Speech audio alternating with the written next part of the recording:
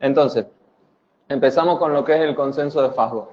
Dentro de las definiciones tenemos lo que es restricción de crecimiento intrauterino propiamente dicho y lo que es un bebé que sea pequeño para la edad gestacional. Diferenciar esas dos cosas es lo primero. Entonces tenemos dos tipos. La restricción de crecimiento es aquel bebé que tiene una insuficiente expresión del potencial de crecimiento que tiene genéticamente intrínseco, y aquel bebé que es pequeño para la edad gestacional es aquel que tiene peso menor al percentil 10. Puede tener una restricción en el crecimiento o puede ser un bebé absolutamente normal. Entonces, eso pone Fasgo, en eso creo que estamos todos de acuerdo, está publicado en todos lados. Y después que los bebés pequeños, tanto restricción como pequeños para la edad gestacional, todos los bebés que tienen bajo peso pueden tener tres tipos de etiología, también no hay demasiada discusión. Aquellos fetos que son constitucionalmente pequeños, que son la mayoría, que no tienen ninguna patología, que son chiquitos, y eso en amarillo yo le agregaría también, como para dejarlo un poquito más claro, que esos fetos van dibujando una curva de crecimiento normal, pero en percentil bajo. Es decir, control a control tiene una velocidad de crecimiento que es la normal, nada más que va un poquito más bajo. No sé si están de acuerdo en que agreguemos eso, como para ponerlo un poquito más. Aquellos fetos que tienen otro tipo son los que tienen insuficiencia placentaria, que son el 25%, estos son los verdaderos RCIU. La mitad aproximadamente se van a asociar a preeclampsia porque tienen una patología placentaria. Y aquellos que son pequeños por etiología extrínseca a la placenta, que son el 15%, son los menos, y tienen alguna causa dentro del bebé, en general síndromes genéticos, TORCH, malformaciones fetales. Esos son los tres tipos de bebés pequeños que vamos a tener. Esto también propongo agregarlo, porque Fasgo lo pasa así medio por arriba, que es poner desde el principio cómo identificar al verdadero feto que está en riesgo, al verdadero que tiene restricción de crecimiento. Entonces, aquel bebé pequeño para la edad gestacional es el que tiene el peso menor al percentil 10, pero no, es chico, pero no es tan chico, es decir, no es menor al percentil 3, y tiene Doppler materno y fetal normal. Y aquel bebé que tiene una restricción en el crecimiento intrauterino, tiene el peso fetal que está por debajo del percentil 3, está para discutir, lo puse ahí chiquito también, después vemos si incluimos el perímetro abdominal o no, a ver qué les parece. La mayoría de los lugares no lo consideran al perímetro abdominal y sí consideran el peso como principal. Y que tiene evidencia de crecimiento anormal. Es decir, tiene el peso fetal por debajo del percentil 3, o tiene Doppler cerebral umbilical alterado, o tiene también el Doppler de las arterias uterinas. Esa es la gran diferencia entre los bebés que son chiquitos y tienen una patología en la placenta contra los que no. A mí me parece que está bueno aclarar esto desde un principio en un protocolo de RCIU. ¿Sí? Después, no sé qué les parece. Yo lo que no acuerdo es que siempre digo, el peso fetal estimado tiene un error de más o menos 300 y pico de gramos. Me parece un horror de grande. Yo me quedaría con el peso, si querés, perímetro abdominal, pero el peso fetal estimado me parece que tiene un rango muy grande como para tomar como definición previa. Tiene un rango grande, sí, pero es lo que existe, Emilio. Y sí, todos están tendiendo a tomar eso. Si uno va a buscar como un consenso, quiero como un parámetro que se sienta unificado. Vos lo pongas, pero como que para nosotros el percentil siempre va a ser como determinante.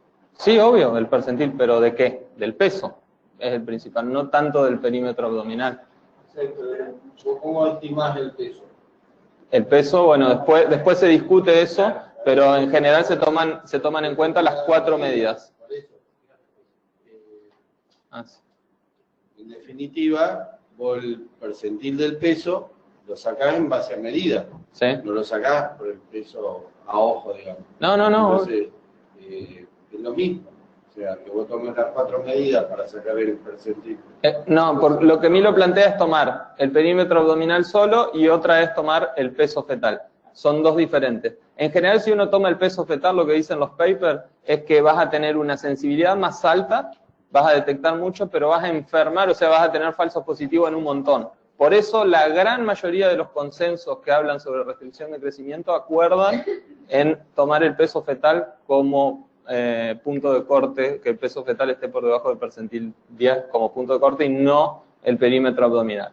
Ahora bien, a mí me parece totalmente lógico a un bebé que tiene el abdomen por debajo del percentil 10 y capaz cabezón todavía no fue creciendo, mirarlo un poco más de cerca. Capaz no decir es una restricción de crecimiento verdadera todavía, pero mirar un poquito más de cerca. O sea que estoy de acuerdo.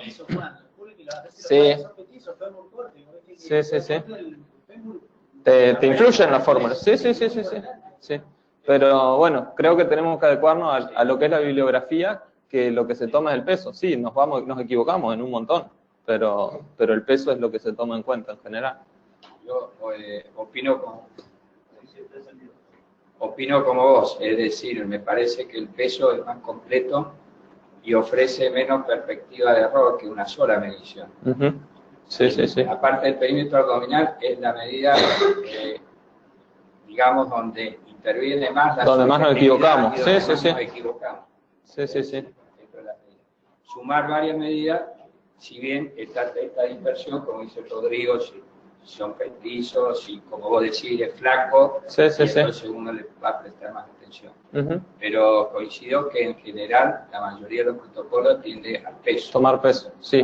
Personalmente también tomaría peso y después haría la salvedad en algún punto diciendo observar, va a ser un control de crecimiento en aquello. No olvidar en alguna parte, no olvidar nunca del percentil. Sí, acá estamos hablando peso debajo del percentil 10, o sea, siempre estamos hablando de percentil.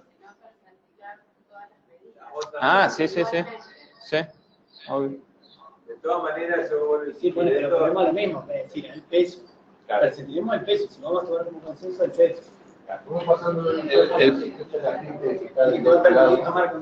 Digamos, esto es un acuerdo al cual vamos a llegar nosotros. De todas maneras, y contento. Primero, no hay trabajos prospectivos que hayan demostrado, sino que la mayoría son opiniones o consensos como esto. Y en general, contestándole a Carlos, cuando uno mete muchas medidas y hace un análisis multivariado, a veces complica mucho más la perfección, por así decirlo, del diagnóstico de una sola medida. Entonces, a veces, yo tengo mi reparo, pero bueno, acepto el consenso. Bien. Bueno, continuamos. Entonces, después Fasgo también pone la relevancia del tema. ¿Por qué es importante? Yo no sé si pondría esta placa en un protocolo, pero bueno, también en un consenso, ¿sí? Sí, el fundamento. De igual manera, si se hace un protocolo, un consenso de algún tema, se supone que es importante y que tiene relevancia. Si no, no te va a poner a hacer un protocolo de, no sé, dolor de dedo en embarazo, por decir. Pero bueno, es totalmente respetable y de hecho ellos lo ponen. Habría que cuantificarlo, decir, bueno, saber de que estos fetos tienen 7 a 10 veces. Sí. Si lo vamos a cuantificar, si no, sí. Bueno, Fasgo los nombra, que aumenta la mortalidad fetal y perinatal, la salud fetal intraparto, morbilidad neonatal y secuelas a largo plazo como síndrome metabólico, dislipemias, diabetes e hipertensión. Yo si la dejaría también agregaría esto, que la detección de los fetos con restricción de crecimiento reduce 5 veces la mortalidad y morbilidad, que eso es la real importancia que tiene también. No sé si quieren que la dejemos o lo dejamos. ¿Ya? ¿Se agrega o no? ¿Lo dejamos o lo sacamos? Me parece que no hace a el protocolo más sesgado, digamos, al hecho de decir qué es lo que hacemos, cómo diagnosticamos, que nos sirva a todos. Sí, por eso que yo no la pondría. Como todo, Sí, por eso que yo ni pondría eso, pero... Esto es para el tema, pero no para el protocolo. Sí, a mí me parece bien, también. Esto es para un tema, para hablar de un tema.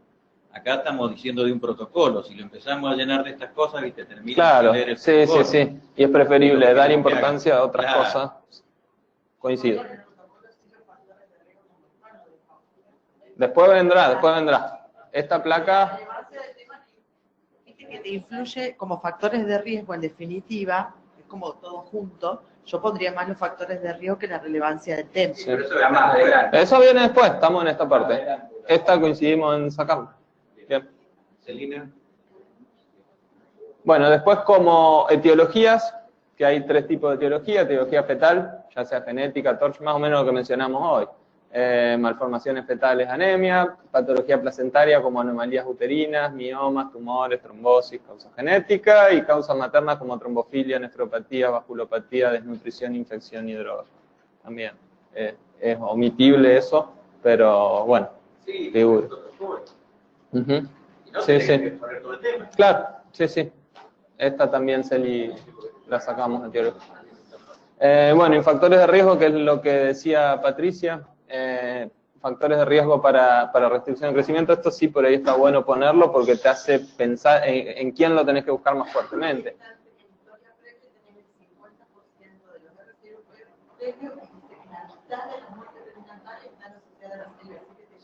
Sí, sí, sí. No logro entender por qué no se parece. Factores de riesgo están prácticamente implícitos con la anterior, con la etiología. No todos. No, Sí. bueno, precisamente, si va a adoptar, yo sumaría o pondría, de todo eso haría una sola. Por eso, sí, me parece estos factores de riesgo. Porque fíjate que etiología, fetal, genética, TORCH, todo eso. Eso lo tenés que saber. Un protocolo es no. Pero espera, esto se llama consenso y nuevo protocolo. Entonces pongámonos de Sí, acuerdo qué es lo que pretendemos. Si la idea de esto es que nosotros saquemos un protocolo como consenso o que adoptemos el consenso, eso tendríamos que definir. Es un protocolo de manejo, creo. No, la idea es adaptarlo a Santa Fe, a la mirada de Santa Fe, de un consenso, por supuesto, que todos aceptamos, está hecho en Fasgo. Pero bueno, es importante lo situacional, lo local. Nosotros lo que estamos discutiendo es si lo que Fasgo plantea para el país, si se aplica totalmente o en nuestro punto de vista dentro de una región que es la del litoral, la de Santa Fe, ¿no? Al fin y al cabo no vamos en contra del consenso, sino que lo adaptamos localmente, ¿sí? Esa es la idea. Sí, Está claro, pero el consenso lo vamos a limitar como un protocolo que hacemos y entonces sacaríamos todo esto como propone Jovita o... No sé si me explico. Sí, por supuesto. Vamos a los bifes, como va a decir. Entonces no hacemos todo este resto y decir, bueno, ¿cómo lo diagnostico? ¿Cómo lo trato? Ya está, listo. Factores de riesgo, diagnóstico y tratamiento. Sí. O sea, yo creo que con los factores de riesgo, diagnóstico y después obviamente el manejo también. Sí. Pero creo que sería lo óptimo eso. Yo estoy de acuerdo. Yo creo que eso, todo esto que vos estás hablando es toda una introducción. No va al diagnóstico, ni al manejo, ni al tratamiento, y nada. O sea, un poco introductorio. Esto, Sí.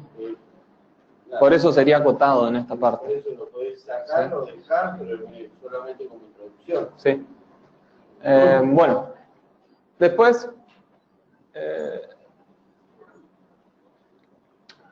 Fasgo pone lo siguiente: la detección por factores de riesgo es solo el 30%. El método de elección es el screening combinado del primer trimestre. Eso pone Fasgo. Con antecedentes, laboratorio, Doppler de arterias uterinas y presión arterial materna, un screening combinado. Yo esa última parte pienso que podría omitirse y le pongo justo esto. Si bien sirve y es lo mejor que hay hasta el momento para detectar a esto, no está validado como un método de screening universal. Sí hay muchas validaciones para lo que es screening de preeclampsia, que bueno, muchas veces van de la mano, de hecho leíamos 50%, pero no para RCIU, por lo cual es recomendable hacer en la práctica diaria, pero no sé si como para recomendar en un protocolo de manejo. Estamos mal interpretando. El screening está muy claro, es tratar de detectar en gente aparentemente sana quién pudiera estar enfermo. Sí.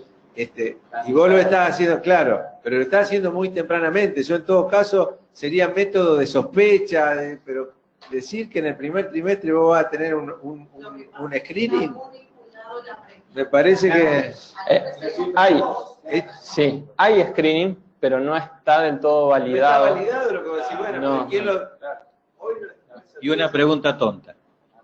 A ver, pero, Milo, yo creo que acá lo que plantea, porque si vos ves que el cielo se pone negro, no te asegura que va a llover, pero por lo menos llevate el paraguas. No, pero una pregunta tonta.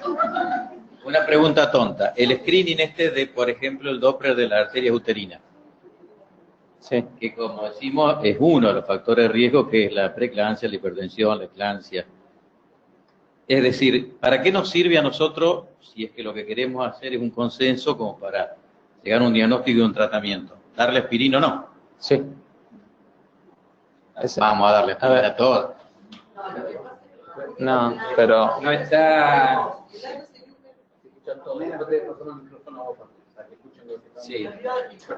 Creo que es parcial el tema de que la preeclampsia representa solo un grupo dentro de esta patología. Totalmente. Entonces no puede ser traspolado para el total. Sí.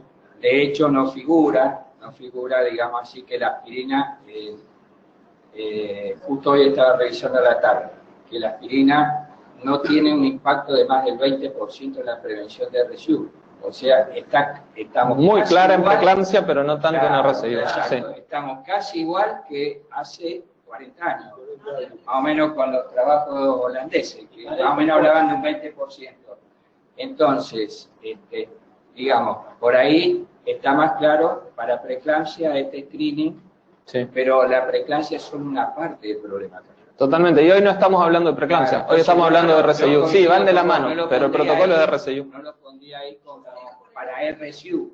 Si después hacemos un consenso para preeclampsia, se puede poner. Sí, estoy de acuerdo. Sí, sí, por eso yo pongo que no pondría eso que pone Fasgo. Lo que pasa es que seguramente, Juan, cuando nosotros, bueno, estudiamos y hacemos mucho diagnóstico prenatal y buscamos la literatura y en todos los congresos hablan de lo que vos decís.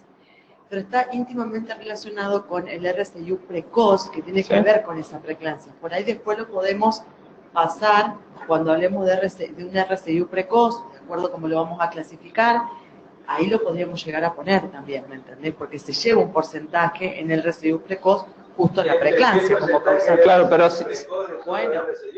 Bueno, pero dentro de la... Sí, dentro de la preeclampsia. Acá te sirve más los antecedentes que lo de la arteria uterina. Esa paciente ya tiene generalmente antecedentes, salvo una primigesta que venga una explosión.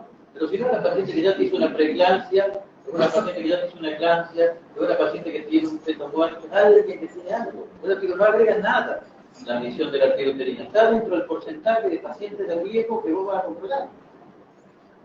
Eso es lo que te quiero decir. Yo creo que esto no aporta para RSU. No estamos saliendo de tema y para RSU no. Estamos en RSU hoy. Si al otro día hablamos de preeclampsia, viene fantástico. Lo sacamos a eso. Ok. Si no de cada etiología tenés que poner algo. Por eso, estoy de acuerdo. Bueno, clasificación.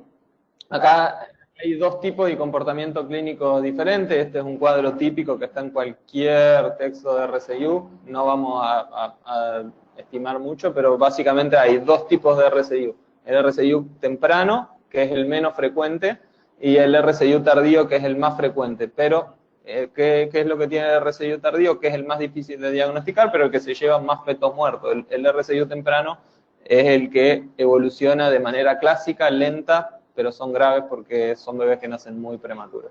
Pero bueno, básicamente se divide así en esos dos. Sí. Viste que dice el límite 34. Sí. ¿no? Y viste la publicación de Gratacón dice 32 a 34. Sí. Y cuando vos mirás la gráfica es porque hay un grupo importante que se incluye entre el 32 y 34. Sí. Entonces, si uno dice, digamos, como precoz menos de 34, le adquiere mucha más importancia ese grupo que la que tiene. Sí. En realidad, viste, no sé por qué han seleccionado 34. Yo creo que no está bueno. Después mi opinión es después que en el manejo clínico, si bien Fasgo lo divide en cómo lo manejás, a mí no me interesa clínicamente si empezó antes de la 32, en la 31, 32, 33, 34, porque la decisión clínica va a depender de otra cosa, no de definir cuándo empezó puntualmente. Pondría eso porque está en todos lados. Y es buena la diferenciación, pero no sería estricto en si 32, 33, 34, 31, porque alguien puede decir 33, 2, son puntos que se pusieron de corte de manera arbitraria para representar la gran mayoría, pero no son puntos de corte bien puntuales. ¿Sí? Pero me parecía que el más usaba 32, no sabía por qué habían puesto 34. 34 Fasgo, no sé por qué puso, pero sí, hay. Igual, sí, no andaría demasiado en el tema. Fíjate que dice menor a 34, para abajo. O sea, no da un límite para abajo. Y después dice mayor a 34, es como que 34 para abajo o para arriba. Igual no se sabe bien, porque por eso es que tampoco los europeos se ponen de acuerdo en cuándo hacer la eco de tercer trimestre para agarrar esos RCIU. No se sabe, son puntos de corte al aire. Yo lo dejaría al aire, pero no me importa en la clínica realmente. ¿Cuándo pedimos esa eco? Sí. Llega la 32, la 36, la 34, ¿cuándo vamos viendo las deviaciones en crecimiento? Es importante, Sí. más allá del seguimiento de la terapéutica, pero a ver cuánto repetizamos. 32 semanas para todos los objetos, creo que coincidimos, esto es la formación básica, esa base de un embarazo, que pongamos que no tenga un factor de riesgo, pero vos querés hacer un screening de cómo va creciendo, a nosotros nos ha quedado marcado las 32 semanas como para un tercer trimestre a cualquier obstetra que está controlando un embarazo y aún más si tiene factores de riesgo. Pero que no ha quedado el límite de 32 semanas para ver el estado en ese momento cómo está creciendo. Esto tiene razones muy claras y tiene Sí. que ver con la investigación. Es decir, si vos tenés un RCIU precoz, lo más probable es que antes de las 34 semanas ya lo diagnosticaste. El problema son los tardíos. ¿Los tardíos? Y estadísticamente los tardíos es un poco lo que decís. Se afectan, digamos, se descubren mucho más allá, entonces es muy poco probable que un tardío vos lo vayas a descubrir. Por eso me parece que un corte tiene que haber, pero es como que son como dos curvas totalmente separadas. El RCIU precoz lo va, a las 20 y pico semanas ya va a ver que viene cayendo como loco. El otro, el que se te va a ir, ese antes de las 32, 34 semanas no lo detectás. Imposible. Sí. Pasa desapercibido, por eso no me parece mal, podríamos decir 32. La idea es que cuando pedís esa ecografía, si vos limitás el número de ecografías, porque si vos pedís translucencia, digamos, Sí, primer trimestre, igual no. la morfo a la 22, y ¿cuándo pedís la tercera? Sí, podríamos discutirlo un montón, pero me parece que nos vamos a salir de eje. No es el punto discutir. Estoy de acuerdo, Milo. Y ¿Cuándo sí. la pedís? Sí. Y si haces una o dos en tercer trimestre. Bueno, entonces, básicamente eso, lo dejamos así. Sí. No, está bien. No, está bueno que sea así, es la idea, es más lindo. Bueno, respecto al diagnóstico, ¿cómo hacer el diagnóstico? Acá yo le agregaría un punto a lo que dice Fasgo, que es esto, datar la gestación. Ponernos de acuerdo y hablar, está muy bueno que estemos ahora en la sociedad para tratar de hablar todo el mismo idioma de cómo calculamos la semana. Eso es básico y fundamental cuando vamos a ver un feto con restricción de crecimiento. Fasgo empieza directamente con lo del peso. Yo pondría un apartado antes que sea para datar la gestación. Hay cada vez más evidencia para basarnos por ecografía y no por FUM para el cálculo de la edad gestacional, cada vez es más precisa la ecografía, y ahí es muy diferente. EICO, la Sociedad de Canadá y un montón, que te dicen cuántos días estimar, cuántos no. Esto hicimos un mini consenso con el equipo de obstetricia del hospital, y coincidimos en esto. Cualquiera me puede decir, no, yo pienso más, menos, pero esto es lo que usamos en el hospital, este es el protocolo que tenemos. Un día de diferencia entre la 12 y la 22 semanas. Por eso dije, me lo puede discutir cualquiera, pero bueno, nos basamos en lo que está escrito como bibliografía y para hablar todo el mismo idioma, por lo menos dentro del hospital, y la verdad que nos está funcionando bien. Porque cuando hay que ser preciso para finalizar una gestación, es muy importante que no venga y yo le diga una cosa, después Virginia Morcillo le dice otra cuando la controla. Entonces dijimos, vamos a ponernos todos de acuerdo, hicimos un protocolo basado en guías internacionales, hicimos esto. Y eso lo hacen en las pacientes que ustedes hacen la ecografía, en ecografía operador dependiente, o en pacientes que vienen con ecografía del interior, 15 semanas. Pero mirá, Le evaluamos. Después, a ver, esto es un protocolo para en general. Si después tenés una eco de las 9, que es una mugre, y una de las 15, que parece estar bien medida, esto habla de generalidades. Ningún protocolo aplica al 100% de las pacientes, obvio.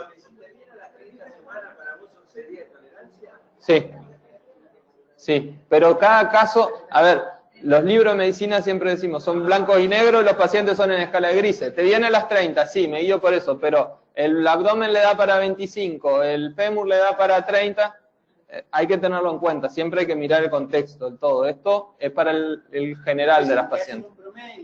Sí, sí, sí. Yo Sí. me parece que si esto es un proceso, a lo mejor le sacaría, como vos venís sacando, datar Dar la gestación y puntos, como cada uno quiera. Bien, está bien, perfecto. parece que lo más. Esto, como les digo, es un protocolo que hicimos en el hospital y no tienen por qué gustarle. Así que dejamos solamente datar la gestación. Después. Yo pondría, sí, digamos, estrechar la correlación entre ecografía y amenorrea, como para que quede. Para decir, bueno, tenemos en cuenta la preponderancia. Sí. A lo mejor sin poner exactamente esta cantidad de sin poner los días, sí. de días de diferencia con la cual vos corregirías. Perfecto. Me parece que... Sí, sí, sí. Bárbaro. Ponemos así. Me parece muy audaz lo que hacen después de las 22 semanas. Sí, a mí también. Son pocas las pacientes igual, pero sí, nos guiamos por ecografía, la eco. Es muy... Ahí te abren, como te dicen, si viene a las 30 semanas... pero si tiene 10 días, le haces caso a la FUM. Yo le hago más caso a la eco. Pero bueno. Suponete una 31 semanas. Sí, obvio que vamos a tener margen de error. No digo que esto es perfecto, pero va a tener menos margen de error la eco que la FUM.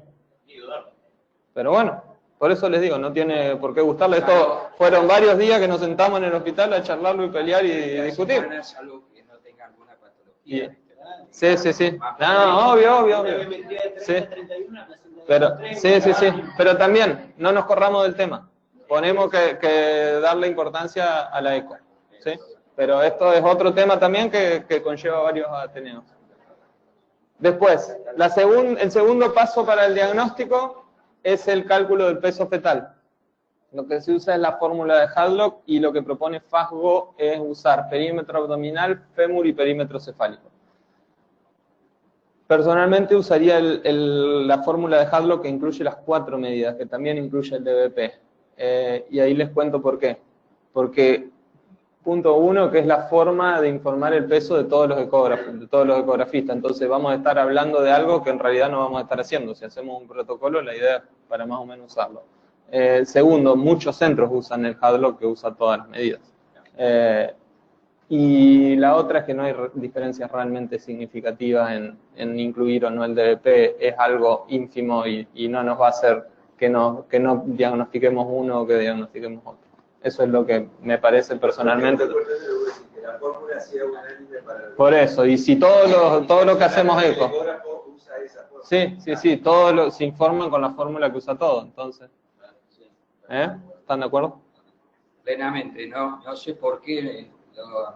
Sí. Nunca había una fórmula así con esos tres, porque está la otra variante que también la tienen los ecógrafos, ¿viste? Que es algunos dicen Hadlock 2, que es perímetro abdominal fémur. Sí. Nosotros lo usamos mucho tiempo, ahora ya no lo usamos más.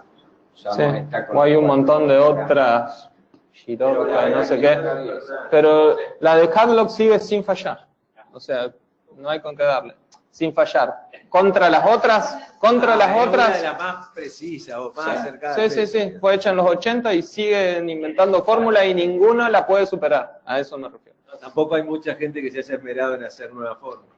Es lo mismo que las tablas de crecimiento. Sí, bueno, la otra vez estuve en un congreso que compararon un montón y siguieron Hadlock usando. Así que bueno, hacemos así porque lo usamos. Y después percentil de crecimiento con las tablas de Hadlock, que es lo que propone Fasgo. Esto. Te pregunto algo. Sí. Los pediatras usan otras tablas. Sí, porque son tablas de bebés ya nacidos. Acá, exacto, pero viste que ellos inclusive tienen tablas para todo lo que es la parte prenatal también, que no coinciden con las nuestras. Sí, en todos los papers que hablan de RCIUS te dice que no uses las tablas que usan los pediatras, que no sé dónde son. Pero que son en general en fetos nacidos. Nosotros usamos en fetos intraúteros. Es distinto. Pero tenés que tener en cuenta, hasta inclusive por los temas legales y todo, que una vez que después nacen, los pediatras usan sus tablas. Entonces te ponen, viste, tal edad gestacional, peso, y después anda a discutirle a su señoría, viste. Sí, sí, pero creo que hay evidencia de esto. Tenés ecografía de las 8 semanas, ecografía de las 12 semanas, tenés que decir que era de 30. Sí, porque la oreja estaba doblada. Sí, o sea. No hablo de Capurro, hablo de... Sí, con el peso. Pero las tablas de peso tienen con otros percentiles. Sí. Sí. Ahí tenés que corregirla, tenés que poner los 4 medidas. Sí, está aclarado. Sí. Es más, perdóname, en la reunión perinatológica, una de las últimas del CIMAFE, me parece que el ministerio dijo, no usen las tablas de cálculo. Sí, pero era indiscutible ahí. No, lo dijo el ministerio, dijo oficialmente, el Ministerio de Salud no recomienda esta tabla, recomienda que usen estas otras tablas. Sí, pero no daba para ponerse a discutir. Yo levanté la mano, tuve 3 horas, sí, no me vieron porque estaba en el fondo. Hay una gran bolsa de gatos, por eso está fantástico que nos pongamos de acuerdo. Primero, la de la OMS metieron todo tipo de gente en la tabla común. Entonces, ¿de qué poblaciones estamos hablando y qué comparamos? Es un horror, no podemos basarnos por eso. Si aceptamos que las tablas de Hadlock más o menos son aceptables para nuestra población, ya está, no le cambiemos más porque vamos a hacer un desastre. Sí. Ahora un apartado de eso que hablamos en el hospital, pero también no sé qué les parece. No entiendo qué dice lo de abajo. ¿Qué quiere decir esto, de abajo? Que para el diagnóstico, lo que hablábamos hoy, se utiliza el peso fetal por debajo del percentil 3. Y yo le agregaría que también, 10, pero que también resulta prudente un seguimiento en aquellos fetos cuyo el peso fetal no llega a estar en el percentil 10, pero sí su perímetro abdominal. Prudente mirarlo, no decir cuándo. Son los platitos altos desgarbaditos que es un problema. Sí. Es un problema, te lo va a tirar siempre arriba. Sí, claro. Claro. Sí. Fetos que por ahí son larguitos y tienen cabeza grande y si empiezan a ponerse flacos y te lo perdés. Yo personalmente le daría mucha mayor importancia al perímetro abdominal. Yo entiendo que las tablas van sobre el peso fetal, todo va sobre el peso fetal. Pero a mí el abdomen me dice muchas cosas. El hueso, la calota y el hueso del fémur a lo último se afecta muy poco. Su velocidad de crecimiento es antes. No tiene por qué afectarse. El feto comprometido afecta a su abdomen. Sí, yo por eso lo tendría en cuenta. Yo también le doy la misma importancia que vos y lo tendría en cuenta. Pero tampoco iría en contra de la bibliografía de todos que dicen el peso. Pero... Sí, a lo mejor poner peso y abdomen fetal. Sí, por eso yo lo agregaría a eso. Todas las agregaciones hemodinámicas que sufren el feto son precisamente... Yo hago una intervención nomás. Es volver a ver el CLAP hace años 75, 1985, cuando estudiaron todo este tema y Fecina hizo las tablas, le dio una especificidad al perímetro abdominal, una especificidad del 95%.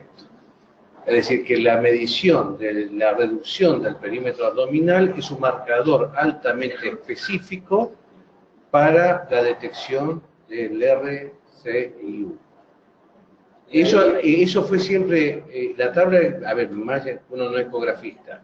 Yo no sé cómo, esto está enfocado también a Latinoamérica, a muchos ecografistas que tienen que buscar marcadores específicos que sean sencillos de realizar y no sé si combinar es más complejo, porque no soy ecografista. Pero el CLAP ya lo decía en el año 85, ¿verdad? El perímetro abdominal tiene, y le daba la especificidad que siempre me llamó la atención. Ese mismo trabajo de Fecina es el que demuestra, hace 30 puntos de corte, 30, 32 y 34 semanas, y demuestra que realmente antes de las 34 semanas no llega a diagnóstico, son muy pocos los fetos de retardo de crecimiento tardío, que hoy le llamamos retardo de crecimiento tardío, que uno los puede detectar antes de las 34. Yo coincido plenamente, por eso lo tiro a la mesa. Fasgo no lo nombra en ningún lado al perímetro abdominal, y yo lo quiero poner en la mesa y me gustaría incluirlo como dentro, poniendo esa salvedad. Que bueno, no iría en contra de la evidencia bibliográfica de todos dicen usar el peso, pero sí haría una salvedad y decir, ojo, mira bien este bebé, porque es importante también el perímetro abdominal. ¿Sí? Lo dijimos al principio. Doctor Barroso, que discutidor. Sí, lo dijimos al principio. Muy bien. Bueno, después, bueno, después, esto también, en el hospital siempre discutimos con los casos a ver si qué tabla usamos, si tablas locales de Latinoamérica, si tablas... bueno, la verdad que no hay muchas investigaciones bien diseñadas en nuestra región. Hay regiones muy diferentes y también es muy diferente la población del privado del público. Abismar la diferencia.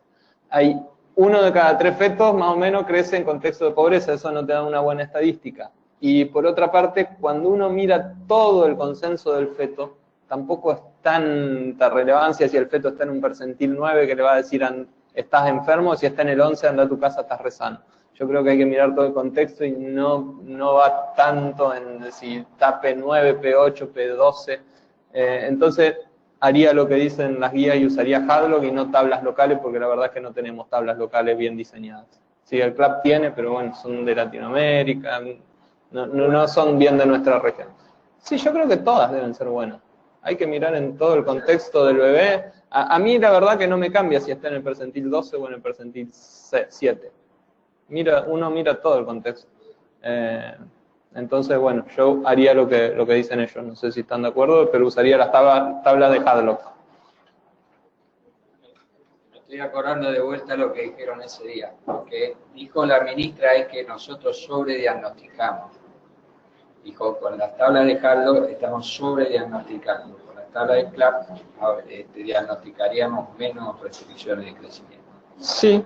El tema es que un sobrediagnóstico te hace hacer un estudio de más y un subdiagnóstico te da un probable efecto muerto. Claro.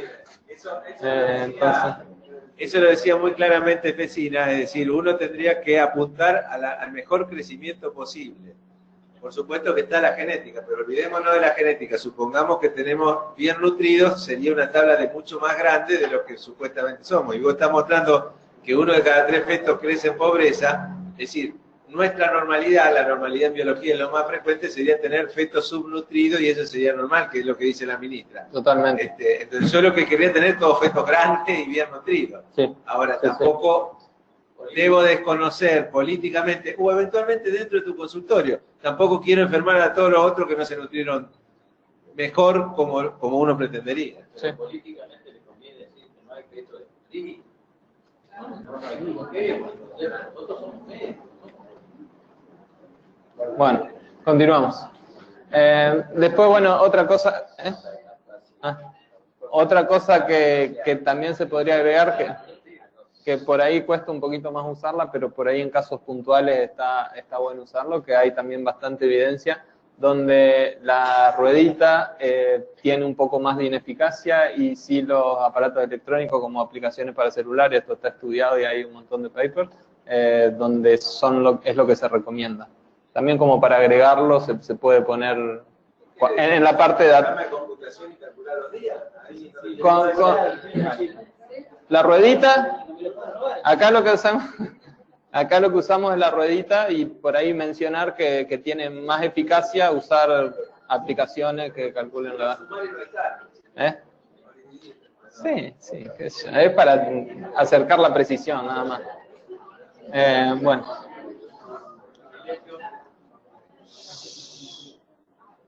Bueno, después esto Fasgo tampoco lo pone y a mí me parece importante porque si es, digamos, parte del manejo clínico que vamos a hacer del paciente con restricción de crecimiento, a mí en lo personal me gustaría que esté. ¿Cómo estudiamos a un feto con restricción de crecimiento? Un Doppler materno-fetal, evaluar la anatomía fetal, control ambulatorio de la presión arterial de la paciente, es importante porque dijimos que la mitad se van a asociar a hipertensión. Estudio de TORCH, sífilis y citomegalovirus, y si no tuvo la vacuna, pensar en rubiola también. Y estudio genético, merecería aquel feto que tenga un RCIU severo y precoz, antes de semana 24, o si tiene un RCIU y se asocia a un defecto estructural, también tenemos que pensarlo. Personalmente pondría esta placa, no sé qué les parece. ¿Sí? Sí, ¿qué haces? ¿Tenés el diagnóstico? ¿Qué haces? Esto es lo primero, ¿sí? Y después... Ya habría que ordenarlo distinto, porque el estudio de la anatomía lo va a hacer por ecografía, digamos, Poné clínico primero y después toda la parte de estudio secundario. Sí. A eso. Sí, igual Doppler y eco son las dos. ¿Eh? Sí, estoy de acuerdo. Perfecto. Bueno, después Fasgo pone esto en el seguimiento. A mí también me parece ahondar en mucha información. Pone líquido amniótico. No es buen marcador de severidad y toda una descripción de líquido amniótico. ¿Ven todo lo que dice ese recorte que les puse, arteria umbilical? Explica todo de por qué la arteria umbilical, para qué sirve y todo. Arteria cerebral, para qué sirve. No me parece. Después arteria uterina, ducto venoso, cardiotocografía, que solo el computarizado sirve y explica por qué no. Perfil biofísico, por qué no. Yo no pondría todo ese detalle. Ok, lo sacamos. Esto también... Claro, sí, de acuerdo. Después, bueno, esto tampoco está. Pondría tratamiento, no hay ninguno actualmente, o sea, no hay tratamiento para la restricción de crecimiento, hay sí ensayos, pero nada puntual. Y el tratamiento es esto, decidir el momento oportuno de nacimiento. Esa es la clave que tenemos del manejo de estos bebés. Así que yo pondría esto también, como para saber.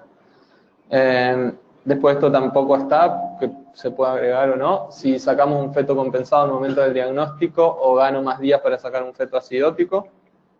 Hay un trial que mostró que hay una mortalidad similar, pero menos morbilidad a los 2 años en el grupo en el cual se prolonga el embarazo.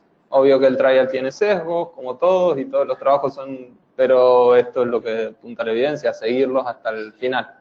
Hay que ver el marco de la neonatología que te manejaba. Sí. Claro.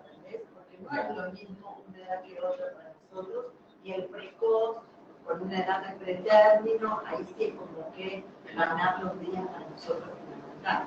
Eso entra más en discusión. Sí, esto no discute en qué edad gestacional ni nada, se vio que... Claro, la discusión es, ¿lo sacás al momento de diagnóstico o no? En general, no. Pero después vamos a ver cuándo lo sacamos y cuándo no.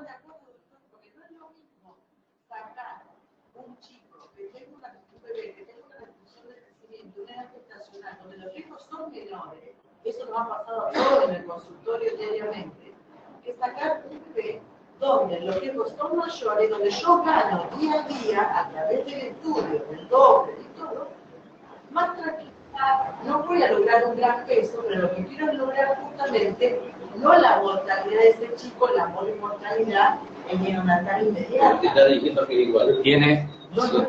Sí. Nadie dice sacar o no, o ganar días a toda costa.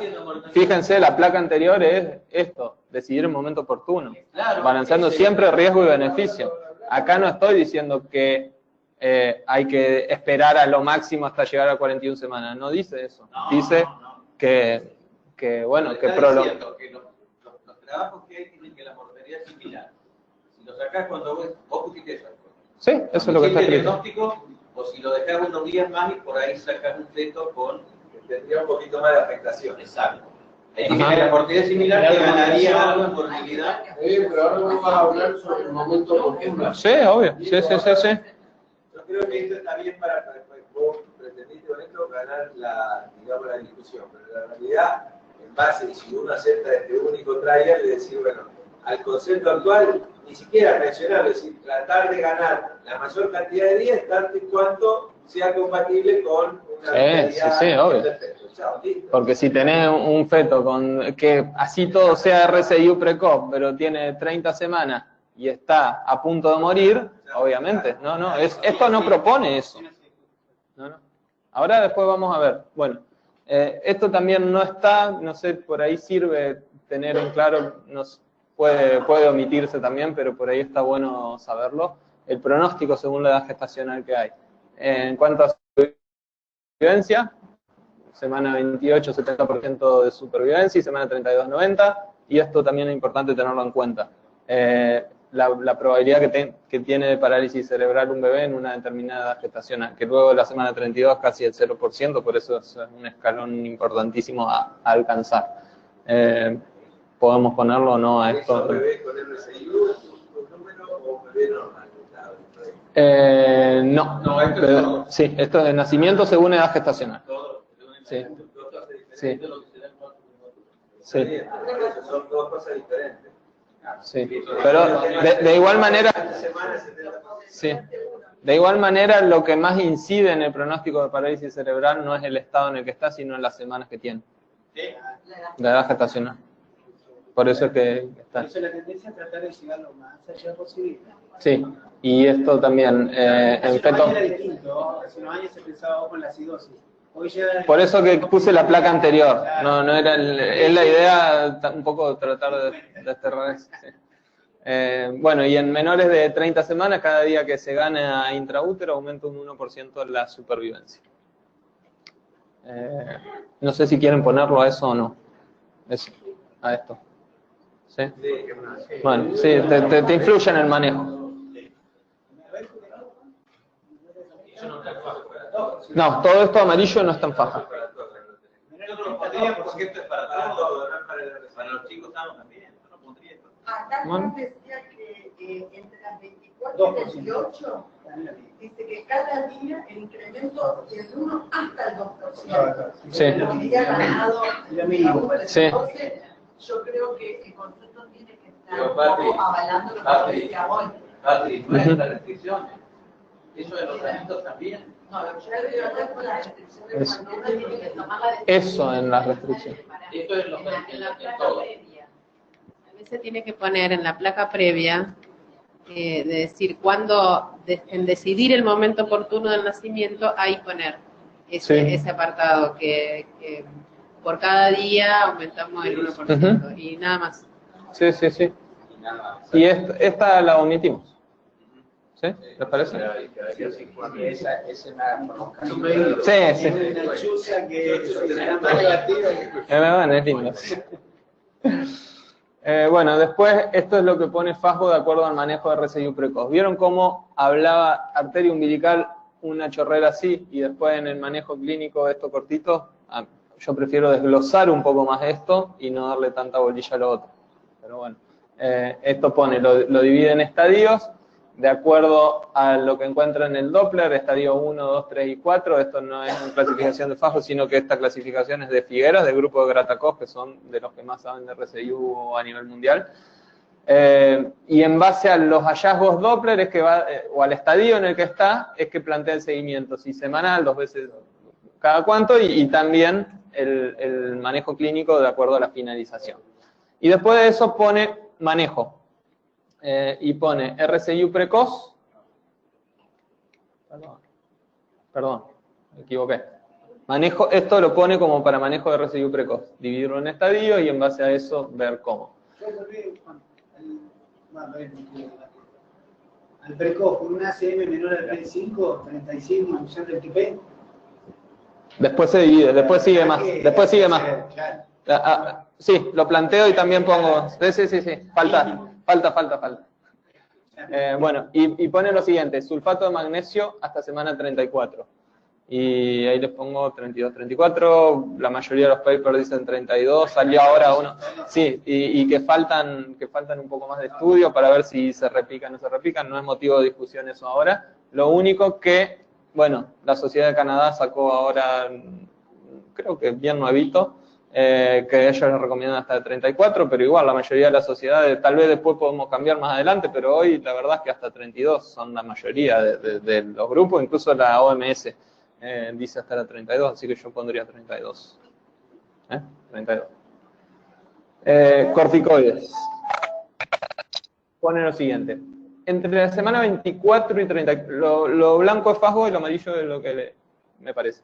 Entre la semana 24 y 34, en estadio 3, que es umbilical reversa, estadio 3, sí se cree que van a ser en 48 horas, o estadio 4, que es ductus venoso mal, al diagnóstico. No estoy muy de acuerdo con eso. Lo que yo propongo es lo siguiente: que en estadio 2, o sea, con umbilical ausente, o mayor, con umbilical ausente ya al momento de diagnóstico. Siempre corticoides entre semana 24 y 34. Resulta prudente en semana 23. Ya hoy, semana 23, es periviable y en muchas neos sobreviven a las 23. Después vemos cómo, pero bueno, sobreviven mucho. Entonces sería coherente dar corticoides en semana 23. Y resulta, bueno, y también hasta la semana 36-6. Recomendación del American College, que cualquier bebé que van a nacer antes de semana 37 reciba corticoides. Entonces, me parece... Y como mucho van a ir a cesárea, lo reciben. Sí, todos. sí, sí, sí. Si antes de las 39 le hacemos a todos. A todos los cesáreas programadas. Sí. Pero así induzcas un parto, antes de la 37 tiene que recibir corticoides. Acaba de publicar en una conferencia un trabajo que dice el crecimiento y el perímetro cefálico a largo plazo se ve restringido, meterle corticoides a todo y a las 26 semanas cuando la niña se lo banca. Parece que es mucho, pero bueno. No sé. Hasta la 34 te creo.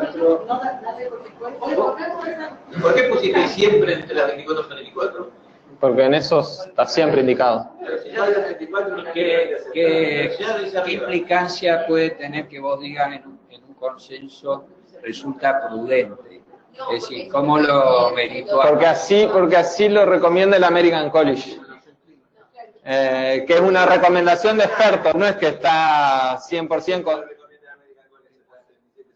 en una publicación, sí, de octubre de 2018. No, dice que está discutido, que se suscribiría. No, está hablando de... Después lo vemos, es otro tema, pero sí, lo recomiendo en octubre de...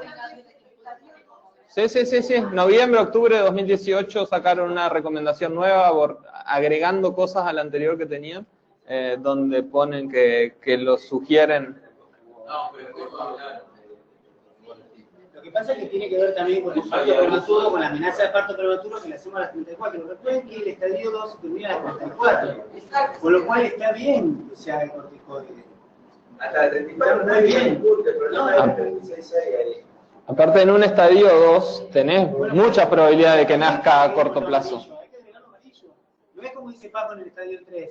En el estadio 2 también. No, eso no te lo discuto. Yo lo que estoy hablando es de extenderlo más allá de la 34. Sí, casi las 37. Yo ahí, a ver, no conozco. ¿De qué manera se sabe? No, el Royal College sí lo que tengo seguro, que hasta las 34.5 dice administrar corticoide y la decisión no es por un tema fisiopatológico, sino por un tema del número a tratar, de NT. Sí. Esa fue la pregunta que hizo Altar una vez en el club también, en su momento, cuando dijo, ¿y por qué no la hace entre las 35 y 37? Porque todo no está recomendado. ¿Quién te dijo que no está recomendado? Es un tema de número a tratar, de costo-beneficio. Prevenís 1 de cada 5 hasta las 34.5 y 1 de cada 99 de las 34.5 hasta las 36.6. Gasté al pedo, pero si salvar, a ver, si ese tipo se te mueve una enfermedad. Bueno, pero es que esta es una discusión. Es como la ampicilina y el Es una discusión. Son... A ver, yo cuando se a la calle, no. Bueno, yo planteo eso, el tema de lo que plantea Milo es de un tema de número a tratar. Y eso está, por eso se decía hasta 34.6. Cuando Altaga hace 15 años en el club dijo esto, a mí también me sonó rarísimo. Yo después de un tiempo, siempre uno piensa en esa palabra que dijo Altaga. Altaga fue un médico obstetra muy famoso, al menos muy reconocido en el país en el tiempo. Fue director del club por muchos años. Y fue director del club.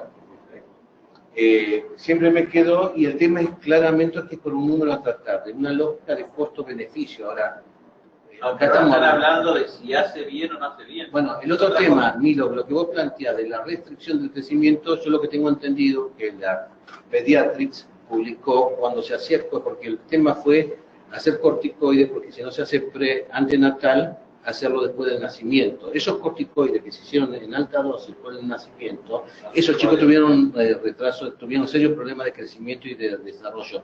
No los que se han hecho intraútero, no en ciclos mucho más cortos. Las dosis... Ahora sí, acaba de publicar el por eso me interesa, lo que dijiste en Newsletter. Bien.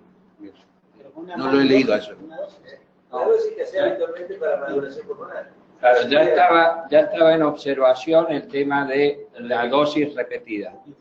Por eso a lo mejor, digamos, se está tratando de que cuando vos hagas el corticoide sea como la bala de plata. Sí, que usarlo, que lo sí. hagas cuando van a nacer, no que lo hagas, viste, por las dudas vayan a nacer, y nosotros vemos a diario que se sobremedica con corticoides. Hay otro sesgo, que vos estás hablando de amenaza de parto prematuro y no estás hablando de la población esta que es muy acotada, que es la de RCIU. Y también podríamos plantear todo lo que, digamos, totalmente empírico y de viejo chongo, pero de lo que dice la gente, si estos no tienen más estrés y eventualmente sus pulmones son... Es una población muy acotada y que realmente no sé si esto que lo usamos para los otros prematuros y con otras condiciones prematuros necesariamente está. Yo creo que lo probado está entre 24 y 34. Ya lo otro... Otros son recomendaciones, sí. Hoy el American College lo recomienda en cualquier nacimiento que tenga riesgo de nacer antes de semana 37. Si mañana lo cambian, tal vez sí. Esa es la recomendación hoy. Probablemente que sí. Y después descubre, y eso así es la medicina y eso es lo que está bueno, que va, vuelve. Pero hoy es recomendación del American College. Sí. Que te puede llevar a problemas legales. Pero bueno, además es la recomendación. Por eso el consenso es importante, porque vos mañana, vos ponés el 36.6 y yo no estoy de acuerdo, y no lo hice, me voy preso. Bueno, pero me parece que a modo de consenso deberíamos hacerlo. Son fetos aparte de bajo peso, son fetos... Y bueno, más razón le está condicionando su crecimiento futuro. Un feto que ya viene castigado de antes, y yo le voy a condicionar por los corticoides y el crecimiento después, cuando no tengo evidencia de que le voy a mejorar los pulmones. Es que en realidad no estás madurando a todo feto con diagnóstico de RCIU, estás madurando a aquel que va a nacer antes de la semana 37. Lógico. No todos. Bueno, pero... ¿Sí? El otro no. Pero bueno, no sé, es el EICO. El DNA tratar que decía Guillermo, tiene que ver con que a las 34.6 ya tenés más del 90% de feto con pulmón maduro. ¿Sí? Entonces es muy poco el grupo que se va a beneficiar. En todo caso, hace una punción y antes si está maduro, ¿no? Si bien yo pero no está recomendado. Si bien yo los maduro, todo feto que está en un estrés va a madurar muchísimo antes que un feto normal y vos lo sacás de golpe. Pero tiene menos probabilidad de distrés respiratorio que si vos a las 26 semanas sacás un feto que venía bien. Pero bueno, yo creo que una eterna discusión con los pediatras es imposible. Sí, pero no es de acá tenemos que poner nomás eso. Si entre 24 y 24 solo estadio 3 y 4, o sí, también el 2. Solo de abajo no lo pondría. Ahí El 2 entre 24 y 34 sí. El tema de 34 y 36.6. No, por eso, pero el 2 4.6. Si no, ni hablamos de corticoides, ¿para qué nos vamos a meter a hablar al pedo de corticoides? Ni lo ponemos y listo. Correcto. 34.1 no. No te dice no lo hagas, y bueno, querés hacerlo, haces. 33.6 dicen. ¿Sí?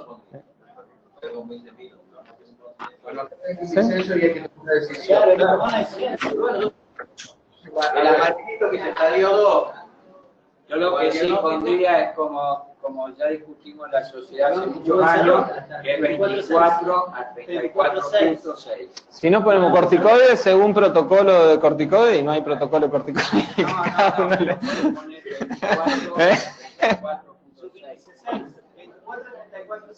Vos fijate, volvió un poquitito atrás, al estadio 2 atrás. Sí, se cambio de este, viene. ¿Qué dice? Y cambia mucho. Sí, se cambia hasta las 72 ¿Qué dice? Lo vas a seguir 2 veces por semana. Sí. Y acá te dice que lo tenés que madurar si lo sacás en 46 horas. Pero entonces no lo tenés que madurar. No creo que cambie. Porque si no, escucha, espera, poné nuevo. Si no estamos entrando en una contradicción. En el otro es decir, lo voy a controlar 2 veces por semana. Y acá está diciendo, lo voy a madurar y no lo voy a sacar. Y antes pusiste que van a ser a las 48 horas. No, lo que pasa es que, ¿por qué lo voy a madurar? Por la misma razón por la cual lo voy a controlar en 48 horas, porque puede aparecer evolucionado ese cuadro y que tenga que sacarlo. Si no, no lo controlaría en 48 horas. Sí, acá lo tengo, Milo. Lo amarillito. Acá lo tengo, Milo, en la compu. Sí. Después lo vemos, si querés, para no dilatar esto, pero... bueno. ¿Entonces? A ver, queda lo más. Entonces, Si no, no ponemos nada de esto. No ponemos sulfato, no ponemos... Y es obvio que... Porque es una cuestión más semántica que otra cosa. Ale, lo único que están planteando es si la última frase resulta prudente de la semana 23 y hasta la 36 queda o no. Sí. Puedo decir que sí. Yo creo que sí. ¿Cómo? El prudente no te está obligando tampoco. Yo no lo pondría. Pará. Vamos a levantar la mano y punto. Por eso estamos... No te Claro. está obligando. Te dice... es como Sería una- prudente. sería prudente, pero que usted considere que entre la 21 y la 36, o sea, no solamente la 24, que hasta la 36, 6, lo madure. Sería prudente, no te está hablando... No, yo lo no otro, pondría. fíjate, ¿Está bien? que si vos Bueno, le dices yo- siempre entre las 24 y las 34, eso es tajante. Lo otro Eso le deja abierto a que vos lo hagas o no. Da una... Sí. O sea, te deja abierto. ¿Lo podés hacer o no? Yo no primero pondría se lo va de a los ver- estadios, pondría si entre 24 y 34, si se cree que van Toda a la ser semana. en 48 horas. Todas se nos- Punto. Está bien, Entonces, sí. eso vos lo adaptás a lo que vos tengas ahí. Y poner Bueno. Entonces, a ver, la propuesta de Carlos es la cual casi ya vamos a hablar de este tema. Ponemos corticoides entre 24 y 34.6 si se cree que van a ser en 48 horas. Signo de estadio. Exacto. Y lo que Sí. pasa Al es momento del que, diagnóstico. yo creo que si vos lo estás controlando para cada 48 horas, es porque a las 48 horas lo podés encontrar deteriorado. Y no te va a dar 48 horas más para madurarlo. O sea, Bueno, yo creo es que vos podés interpretar que si yo a las 48 horas tengo que repetir la ecografía porque no puedo deteriorar. Ahí lo madurás porque... corticoides Sí, porque lo sí, sí. O sea, Sí, te da puede- la amplitud, es te da coherente, la amplitud sí. a que vos lo interpretes. Por supuesto, porque si no, Sí. también está también al Sí, bueno. Dejamos la de Carlos para... Bueno. Entonces quedamos así. Por eso, el problema es aquel, porque todos son fáciles, pero cuando hay el estadio 1 en 35 semanas, Sigue bien. vos te la jugás, vamos a llegar a las 37, pero se te mete en un estadio 2. Sí. Como no lo madurás, no. Bueno, no, eso es La producción bueno, no va a eso dejar es- nada. eso es medicina. La producción no va a dejar nada. Sí, Bueno. el efecto va a mejorar. Ninguna condición dice que va a mejorar. Sí. Va a ir mejorando. Estadio 1 puede quedar ahí. Sí, la mayoría quedan ahí de estadio, pero bueno, muchos no. Sí. que planea bajito, o sea que ahí. Es más, estadio 1 se plantea que le pueda hacer un cuarto, entonces quiere decir que... Claro, ¿cuál es la conclusión final? Entonces quedamos en la Carlos. Yo planteaba no ponerla de la gestacional, y en Paco pusieron lo mismo que vos pusiste. No poner los estadios. Es decir, que había que Todos consenso los de la estadios, seis. todos, dejado de la gestación. 24, 34, 6 se mueven todos. Dejamos como fajo entonces. Yo lo dejaría, no dejamos, no. 24, Sacando estadio. 34.6 si se cree que van a ser en 48 horas o al momento del diagnóstico. Después le vemos la redacción, pero es...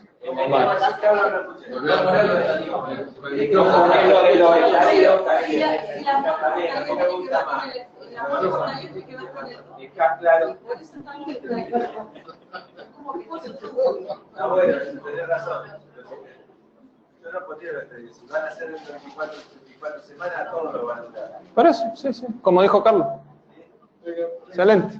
Pero ahí lo que dice. No, al diagnóstico no.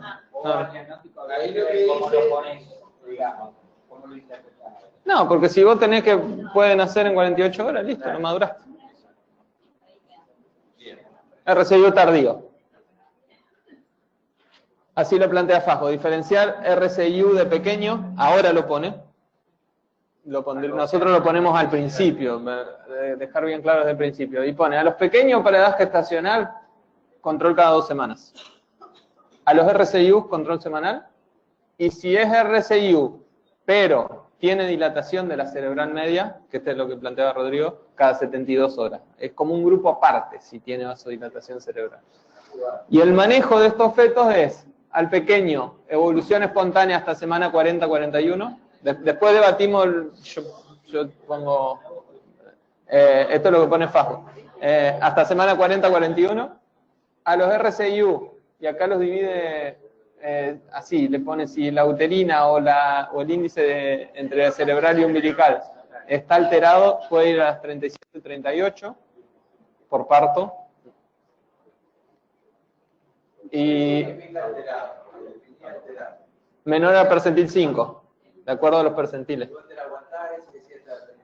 Esto es lo que dice Fasgo. Después vamos a hacer un debate más lindo. Y contar un poco la experiencia de lo que hacemos en el hospital. Si hay RCIU con dilatación de la cerebral entre las 34 y 37, lo deja ahí abierto. Inducción, pero cautela porque el 60% hace sufrimiento fetal agudo. Yo creo que un feto que tiene 60% de un sufrimiento fetal, uno le hace cesárea. Por eso está en amarillo. Bueno. Ahora, nosotros ya hemos hecho este protocolo, que es el que usamos en el hospital, y ya lo tenemos hace como 4 años. Entonces, lo que planteamos es lo siguiente, dice lo mismo, pero de otra manera. No dividiría la conducta en el tipo de RCIU, si es precoz o tardío, sino en base al hallazgo Doppler. Y en base al Doppler, la conducta va a depender de acuerdo a la edad gestacional. Entonces, tenemos que el primer paso es diferenciar RCIU de pequeño. El bebé que tiene patología del que no tiene patología y es chico y listo. Y esto también ocurre, Fasgo lo plantea como hacer solamente en el RCIU tardío, pero esto también ocurre en la semana 31, no solo luego de la 34, y nos va a dar la pauta de manejo de cómo seguirlo, cuándo hacer un próximo control y qué hacer en ese bebé, y también decirle a los padres más o menos cuál es el pronóstico. No es lo mismo un pequeño que un RCIU, el pronóstico va a ser diferente. Entonces, el primer paso, diferenciar eso. El feto pequeño es el sin patología y el RCIU es el que tiene patología placentaria. Es de vuelta lo mismo que dijimos hoy. El pequeño tiene entre el 3 y el 10 el percentil y tiene Doppler normal. Y el que es RCIU tiene el peso por debajo del percentil 3 o no está tan flaco, pero tiene el Doppler anormal, ya sea uterina, cerebral, umbilical o cociente cerebral umbilical, cualquiera del Doppler materno-fetal. Entonces ese es el primer paso. Pequeño para edad gestacional, hacemos biometría y Doppler cada 2 semanas. Finalización al término y nosotros ponemos 38 o 40 semanas para que te dé, porque por ahí no es lo mismo el que ves que se va bajando de percentil, que por más que tiene, sí, bueno, pero por más que no entre en criterio de RCIU, que tiene todos los criterios para ser pequeño, pero vos lo ves y decís, va bajando. Entonces, lo tomaríamos así, 38-40 te da libre interpretación. La vía, según condición obstétrica, o sea, se puede hacer parto perfectamente. Después, los fetos con RCIU, los dividimos en estadio 1 a 4, igual que la clasificación de Figueras, de acuerdo al Doppler. Tenemos estadio 1, que es el Doppler normal, o que tenga la umbilical alterada, o la cerebral, o el índice entre cerebral y umbilical. Y acá hay 2 grupos también. La cerebral vasodilatada es un grupo particular que tiene más riesgo, y el resto de las alteraciones Doppler que lo harían entrar en RCIU. Entonces, aquel que tiene estadio 1 pero no tiene dilatación cerebral, Doppler semanal, finalización en semana 37, no 38 como dice Fasgo. La mayoría de los protocolos te dicen 37, el feto que tiene patología placentaria, y el tipo de parto según condición obstétrica, o sea, parto vaginal. Cerebral vasodilatada, un Doppler cada 3 a 4 días, finaliza entre 34 y 37, de tipos de parto por cesárea, ahí diferente bibliografía, 50% de sufrimiento fetal. O sea, le hace cesárea directamente. En estadio 2... Es muy amplia, 34 y 35. ¿Qué se apoyan? Para 34.2, 35.1, 35.3. De acuerdo a si le ve, hay un... El que dice 34-37 es Bayat, un americano, que lo que pone es 34-37 y más que eso te pone cuando hay algún cambio algún cambio en el feto, algún grado de deterioro. Si notas algún grado de deterioro luego de la 34, nace. Y una dilatación, si un feto viene desde la 32 con vasodilatación, lo podés ir esperando, pero si te empieza ahí en la 34 o 35, notaste un deterioro y ahí lo hacemos. Claro, habría que poner en vez de 37 menos de 37, o antes de la 37 y listo. No, porque puede ser 32. No, la mayoría pone así. Bueno, y de hecho Fajo lo puso así también, 34-37. Claro, porque cuando hablas Justo de porque es deterioro, tan amplio que... cuando hablas de hablar del grupo, de buscar otras cosas, ¿qué pasa cuando la pregunta sería cuando hablamos de la arteria cerebral media más orientada, pero no por el compromiso, no determina en forma absoluta? Entonces tú decís, él te pregunta, bueno, ¿qué pasa por este tipo de que por no decir que la genética comienza algún deterioro mayor, un impacto mayor? Por eso tiene que estar dado el origen. Porque no queda muy... Pero está lindo que te juegue un protocolo. Sí. Para vos como obstetra te da. Sí. A ver, son chicos que están estudiados, a los 2 años tienen más movilidad neurológica. Sí. Estamos hablando de un cuadro complejo. Sí, en una semana que 34, que es perfecto el pronóstico. ¿Sí? Así que, no sé, yo lo pondría así sin aclarar mucho el tema. RCI estadio 2, flujo diastólico ausente en la arteria umbilical. Esto Fajo tampoco lo aclara. Ingreso hospitalario. Esa paciente en general... Juan, me quedan dudas. ¿Sí? O me hace la pregunta, hacer el Doppler. Está vasodilatado. ¿Qué esperás? Depende de la edad gestacional. Depende de la edad gestacional. Por eso te digo, es como que, más que eso, ¿qué otro compromiso vos decías o mayor deterioro? Si vos tomás como la arteria cerebral media ahí. No, digo que a partir de la semana 34 en un feto con RCIU tiene indicación de terminación cuando ves algún grado de deterioro. Si es un bebé que venía desde la semana 31 con la cerebral dilatada y no muestra más nada, decís de la 34 a la 35 no se deterioró. ¿Qué más deterioro? Que te deje de crecer, que empiece con un oligoamnios, que se deje de mover. Hay más deterioro, que altere incluso el umbilical, que no es lo más característico del RCIU tardío, pero frente a algún deterioro. Yo digo lo siguiente, porque se presenta caso. Es una paciente de 34 semanas 1 que de repente me cayó en el percentilo 3, vino hoy, debajo del percentilo 3 y tiene una vasodilatación de la arteria cerebral media. Yo pensaba que lo termino ya, espero la 35. Ahí tenés el aval. A ver, si... Yo lo maduraría y lo terminaría. Eso, Juan. Yo no sé si lo dejaría al final tan abierto. Porque lo que dice... Lo abierto es lo que te deja jugar. No, creo que acá la distinción está en la práctica y en la teoría. Es decir, porque es muy amplio lo que pusieron. No, yo que no sea amplio. Pero vos estás totalmente avalado. Este efecto se empezó a deteriorar con lo saco ya. Planteado lo que dice Juan, diría, mira, yo la detecté hoy vino, le hago en 48-72 horas, no cambió Doppler, y a lo mejor seguir pateando tanto y cuanto el efecto se siga moviendo, etc. La realidad es que ninguno se lo aguanta, eso que espera, que en algún momento se deteriore y tenga que salir corriendo porque el efecto se muera. Mira, está en dos situaciones.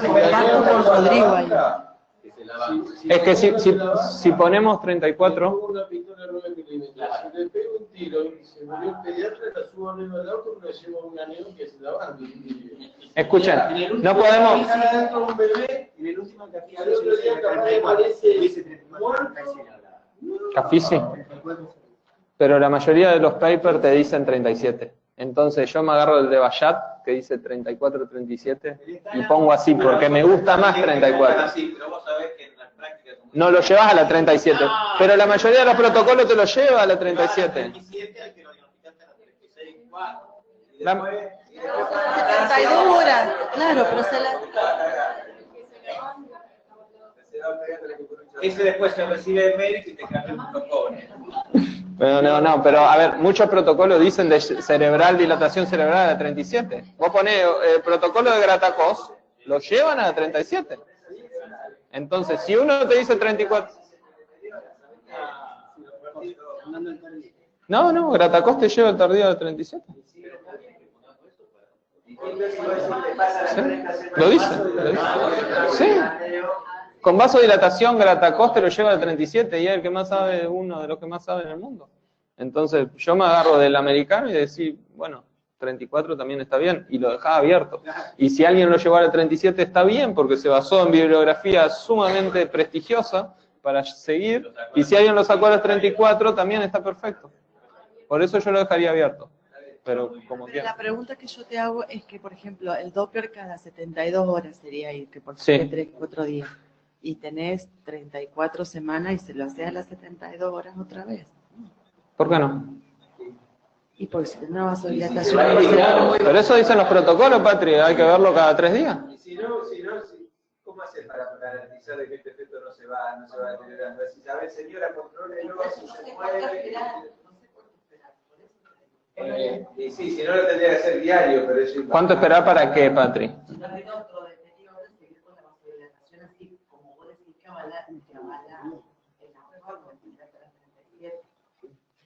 Sí, muchos lo esperan. Acá pero... lo que compromete más es al revés.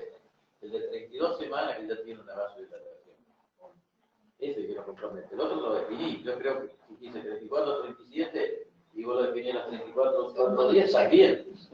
Ahora, si lo tenés las 32, el tema de Pero no hay uno. vos tenés que llegar hasta las 34, 37. No, es que es así, el que va a controlarlo acá. No, pero ahí dice, ese 34-37 es lo que dice Juan. El que toma la decisión que no se la banca, lo sacan, lo madura y lo sacan. No, yo no lo entiendo así. Yo entiendo que al vaso dilatado lo controlas con Doppler hasta que llega al 34, hasta el 37, dependiendo de lo que vos quieras. Exacto. Claro. Pero el dilema es el de 32 que te viene vaso dilatado. No lo terminás. No lo terminás. Es lo que estoy hablando. ¿Sí? No está dice,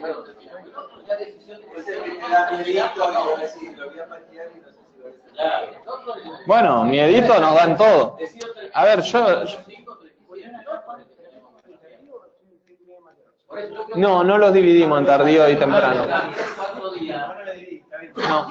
No, porque va a depender del Doppler. Si yo ya estoy en el tardío, con un embarazo de 34, que ya lo diagnostiqué después de las 34 semanas, no veo por qué lo voy a controlar a los 3 días.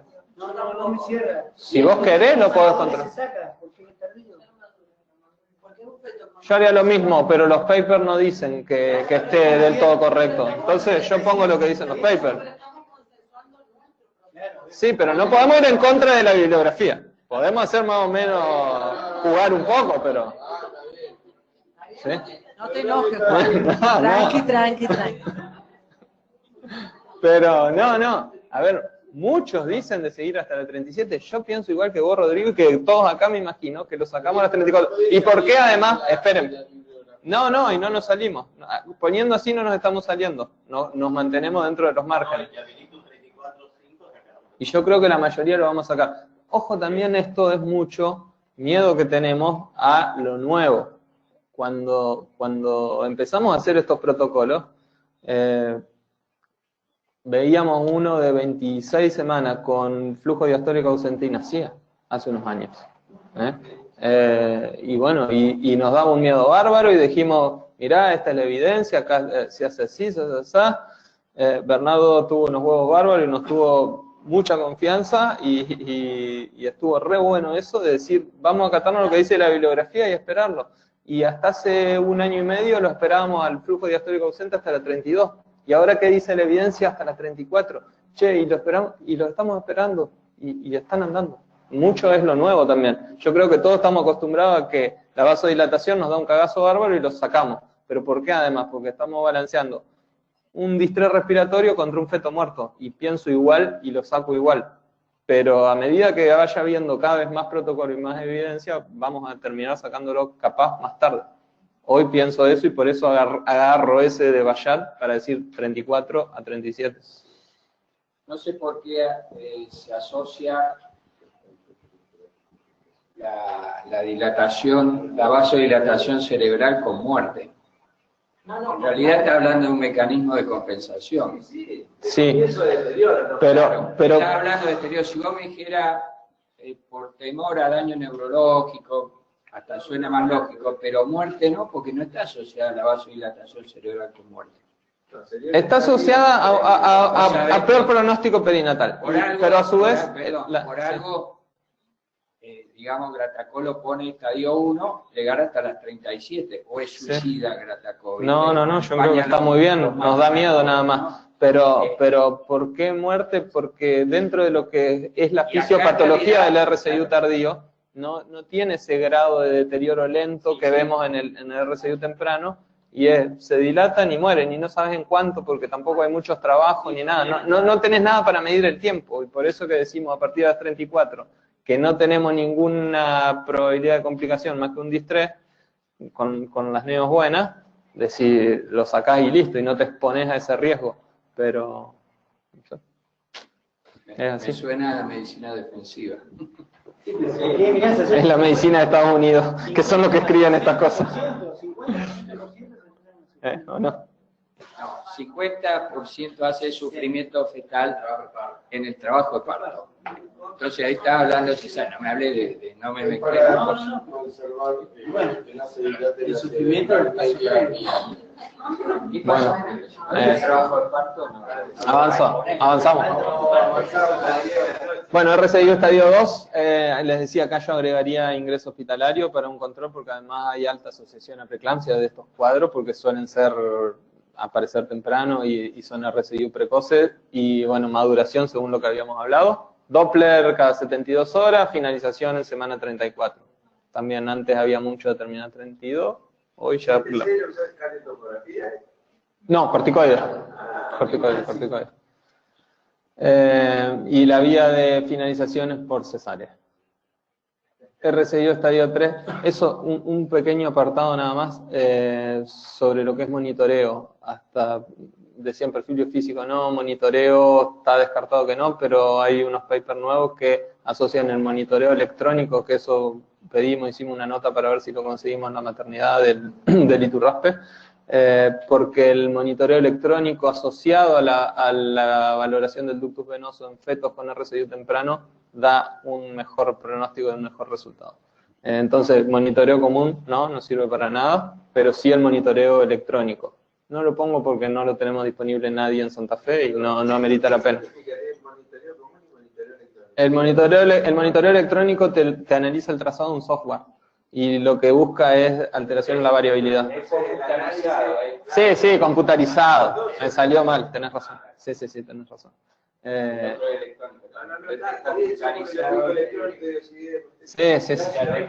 Es con la computadora. Bueno, entonces ese pequeño apartado, pero no lo pongo porque nadie lo tiene disponible acá y no tiene sentido. Estadio 3, flujo reverso en diástole o el ductus venoso con el índice de mayor percentil 95, también internación y corticoides, Doppler cada 24, 48 horas, finalización en semana 30. También por cesárea. Estadio 4, que es el ductus venoso con la banda reversa. Finalización 26-28 semanas. Esto también es distinto de lo que dice Fasgo, pero esto es lo que habla el grupo de Grata-Cos. También se hace en Buenos Aires, en el hospital italiano y todo. Finalización entre semanas 26 y 28. Evaluar fecha de finalización. Maduración pulmonar y neuroprotección, según cada caso y en particular junto a paciente y familia, viendo cuál es el pronóstico. Y hay pacientes que te dicen, yo quiero hacer todo por este bebé, y hay pacientes que te plantean totalmente de manera coherente, yo no quiero exponerme a parálisis cerebral, y decir, se espera, si llegamos a la 26 llegamos, y si no llegamos, bueno, se quedó en el camino. Pero decisiones consensuadas, junto hablando con los padres, la familia, médico y todo el equipo. Esto no lo pone Fasgo, pero lo pone en otros lugares, a mí me parece algo coherente y es lo que hacemos en la práctica clínica nosotros. Y esto también aclararlo, cuando la embarazada además tiene preeclampsia, debe seguirse como un estadio más avanzado dadas las posibilidades de deterioro más rápido. Esto también Fasgo nos lo aclara y es así. Es decir, si tenés un estadio 2, seguirlo, y la paciente tiene preeclampsia, como un estadio 3. Si es un estadio 1, como estadio 2, y así.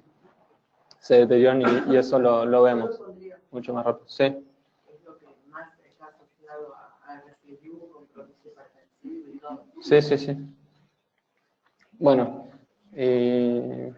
nada, como conclusión, identificar al feto con restricción te reduce 5 veces la mortalidad, que hay una nueva clasificación en precoz y tardío y que existen protocolos de manejo para que podamos reducir la responsabilidad médica y mejorar el manejo.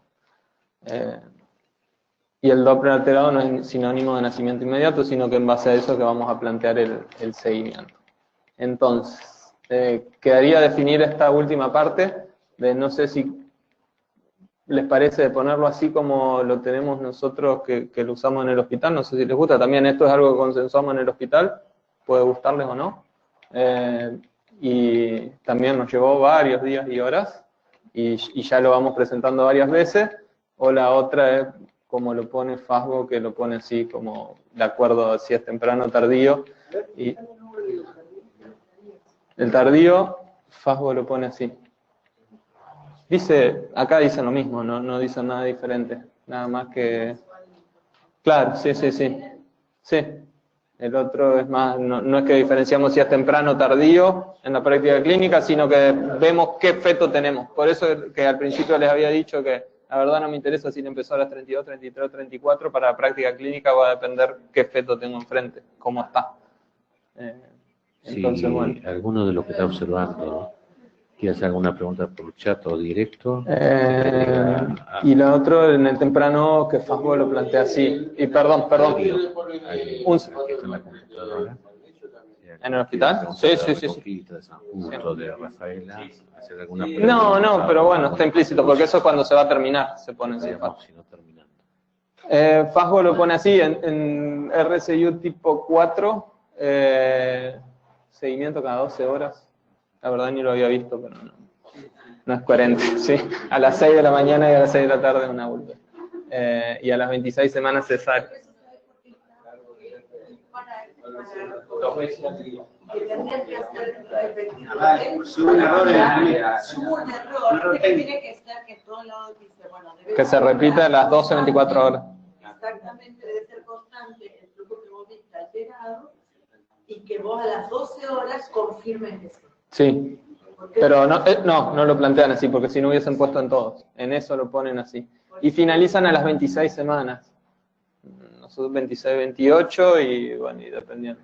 Que tiene una cirrosis severa, que ya está más complicado, porque me da la sensación que por eso, ¿cómo poder confirmarlo a las 12 horas? No sé. Sí, siempre un hallazgo Doppler, eso lo dice que debería confirmarse a las 24 horas de vuelta. Eso más que nada pasa, ¿saben con cuál? Es muy común encontrarse en tercer trimestre una cerebral dilatada. Son re engañosas las cerebrales. Sí, son re engañosas, Yo por ahí me hago el boludo, la mando afuera a comer algo que no se deja ver, vuelve y está perfecta. Entonces, bueno, más o menos. Sí. No, pero acá lo dicen como si vos a esta paciente no tiene 26 semanas, cada 12 horas tenés que hacer un Doppler. Claro, a mí no me parece. Lo vas a dejar hasta las 26, Claro, cada 12 horas. Por eso Juan planteó de que, bueno, se habla con el riesgo de que puede morir intraútero, y lamentablemente... Es una paciente que está con TikTok. Sí, eso ya es. Sí. Bueno. ¿Yo hay alguna pregunta? No. ¿Estamos? Sí. ¿Los que están online hay una pregunta? No, ahí Cecilia Fábrica ha dicho muy enriquecedora la discusión y los colegas que están conectados desde Reconquista, San Justo y Rafaela, que al menos así están conectados. No, bueno, entonces damos por concluido el consenso. Hay varias adaptaciones del consenso a Fasgo, a Santa Fe. Celina, vos tomaste los apuntes. La idea es pasarlo, escribirlo hacer la última propuesta. Una de esas, hacer una segunda reunión, se lo mandamos a Fajo y por teleconferencia a alguien de Fajo, referente, donde en Santa Fe le proponemos que en Fajo, nosotros en el Consejo vamos a agregar estos puntos que hemos decidido aquí entre todos, junto a nuestros colegas de San Justo, de Reconquista y de Rafaela. Me parece que hubo algunos contrapuntos que mejoran el consenso para nosotros a nivel local. Es decir, el consenso está muy bueno porque a nivel nacional nosotros hicimos una mejora de acuerdo a nuestra situación y a lo que vivimos todos los días. Juan, mil gracias. Por favor. Gracias a todos y me parece que sigamos participando en esto. Quedaría entonces la próxima que pidieron pasarlo, teníamos diagramado a Leo Correa en el Ateneo Perinatológico, donde iban a venir bioquímicos también, pero ahí han pedido, debe de hacerlo el último jueves del mes, pasarlo a mayo. Así que, bueno, lo vamos a comunicar por WhatsApp o por la página web. ¿Alguna pregunta que haya quedado, dudas?